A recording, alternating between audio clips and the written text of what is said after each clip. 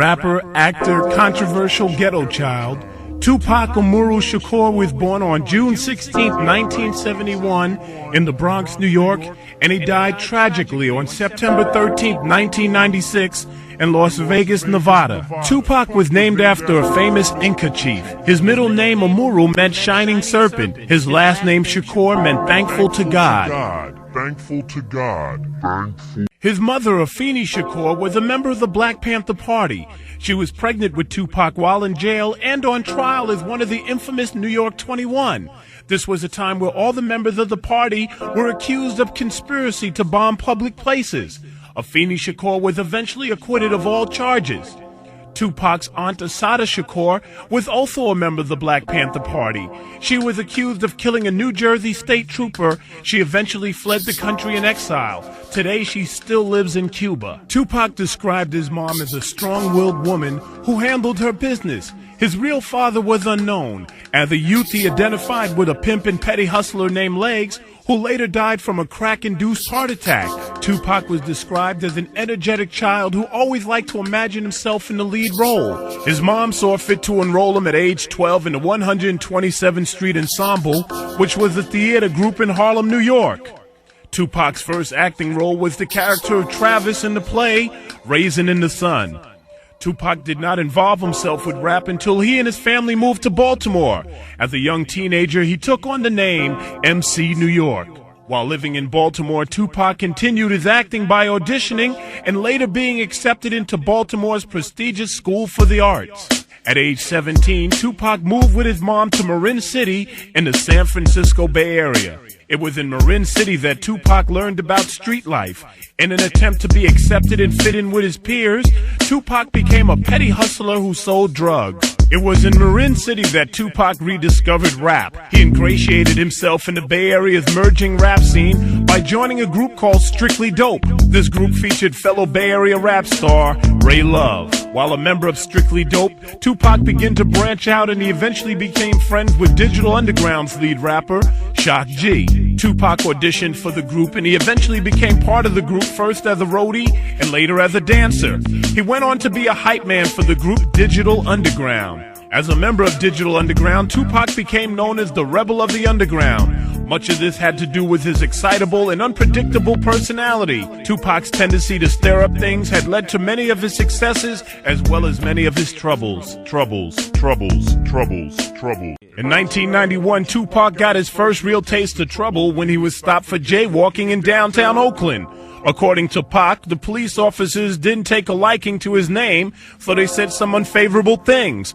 Pac in return responded, and the result was him being arrested and brutalized. This incident led to him filing a $10 million lawsuit against the city of Oakland. It wasn't long afterwards that Tupac released the first of his 6 albums. The first was entitled Tupacalypse Now, and it highlighted Tupac's passionate political and thug life side. Songs like Trap, while politically on point, stirred up much of the controversy when it depicted an Oakland police officer being shot at the end of the video.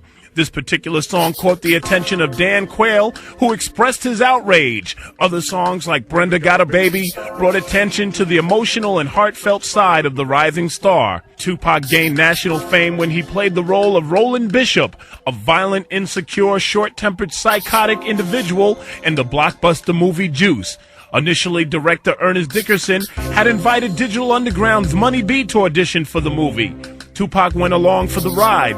Once there, he read the part cold turkey and was hired to play his role, which left many wondering if Tupac was acting or just being himself.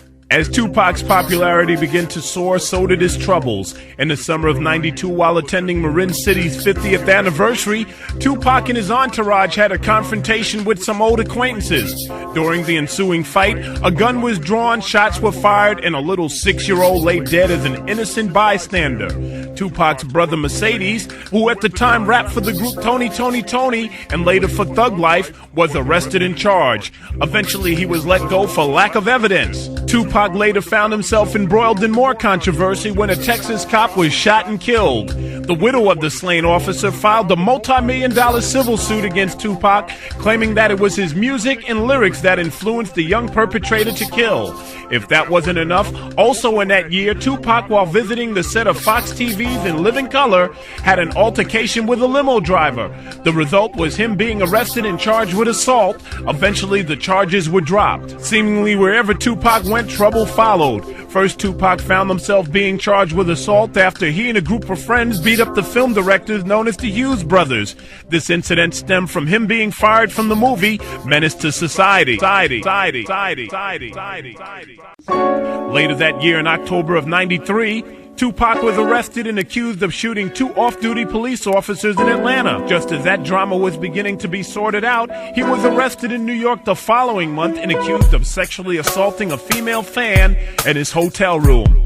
In the backdrop of all that controversy, Tupac managed to release another album entitled Strictly for My Niggas, which featured the smash hits I Get Around and his emotional tribute to women, Keep Your Head Up. During this time, Tupac was featured in 2 more movies.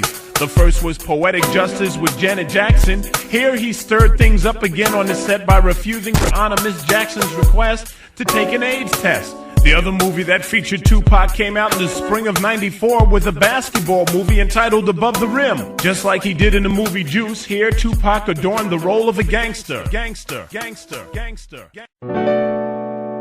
On November 30th, 1994, while waiting in the lobby of a Times Square studio, Tupac became the victim of an attempted robbery. He resisted and was shot 5 times. Left for dead, Tupac shocked the world by not only surviving, but by checking out the hospital just days after the incident. Tupac was in New York filming a video as well as awaiting the fate of his trial for the sexual assault charges he was indicted for the year before. He would eventually be sentenced to 4.5 years in prison. He would also eventually accuse former rap partner Notorious B.I.G. as the person who set him up to be shot. It was these accusations that intensified the supposed East-West Coast rivalry within hip-hop. Now, just before Tupac began serving his sentence for sexual assault charges, he released his 3rd album entitled Me Against the World. It was on this album the world heard Tupac's tribute to his mom entitled Dear Mama. After serving a little bit more than 7 months in New York's correctional facilities, Tupac was released on $1.3 million bailed and signed to Death Row Records, the home of Snoop Dogg and the Dogg Pound. He quickly made noise with the release of his hit song California Love, a track featuring himself and Dr. Dre. While awaiting his appeal, Tupac released a double album entitled All Eyes on Me. It featured all sorts of artists ranging from R&B crooners Jodeci to Bay Area locals like Drew Down and Richie Rich. Ironically, while out on bail, Tupac had managed to again embroil himself in controversy. He was arrested twice for parole violations and accused of causing a disturbance that took place at the Soul Train Music Awards. Reports showed that he confronted Notorious B.I.G. backstage. On September 7, 1996, Tupac and CEO of Death Row, Suge Knight, left the Mike Tyson-Bruce Seldon fight in Las Vegas in Suge's car. A white Cadillac with 4 people inside pulled alongside at an intersection, and one person stepped out and opened fire. Tupac was hit 4 times while Suge escaped with minor injuries. Tupac was brought to the University Medical Center. On Friday, September 13, 1996, Tupac died after 6 days in critical condition. Tupac Shakur was pronounced dead at 4:03 p.m. His body was later cremated. He was only 25. He was only 25. He was only 25.